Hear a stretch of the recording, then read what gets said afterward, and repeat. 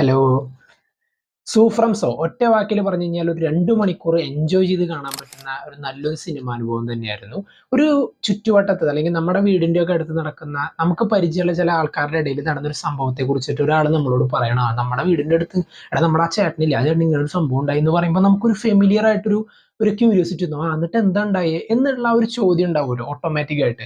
ആ ഒരു ക്യൂരിയോസിറ്റിയാണ് പടം ശരിക്കും ഓഫർ ചെയ്യുന്നത്. വളരെ രസകരങ്ങളായിട്ടുള്ള ഒരു സംഭവങ്ങൾ ഇങ്ങനെ കണക്ട് ചെയ്ത് ആ സിറ്റുവേഷണൽ കോമഡി ഒക്കെ നല്ല ഗംഭീരമായിട്ട് തന്നെ വർക്കൗട്ടായി. പ്രത്യേകിച്ച് ഇതിൽ വന്നുപോയ ചില ക്യാരക്ടേഴ്സ്, രവിയണ്ണൻ എന്ന് പറയുന്ന ഷനീൽ ഗൗതം എന്ന് പറയുന്ന ഒരു ആക്ടർ ചെയ്തിട്ടുള്ള ക്യാരക്ടറൊക്കെ നല്ല ഗംഭീരമായി. നമുക്ക് പരിചയമുള്ള ചില ചേട്ടന്മാരുണ്ട്, എന്തിനും ഏതിനും മുന്നിൽ നിന്നിട്ട് ഓരോ കാര്യങ്ങളൊക്കെ ഇറങ്ങാനായിട്ട് നല്ല ധൈര്യമുള്ള ആൾക്കാർ ആ ആളുണ്ടെങ്കിൽ നമുക്ക് എന്ത് ചെയ്യാനും ഒരു ധൈര്യമാണ്.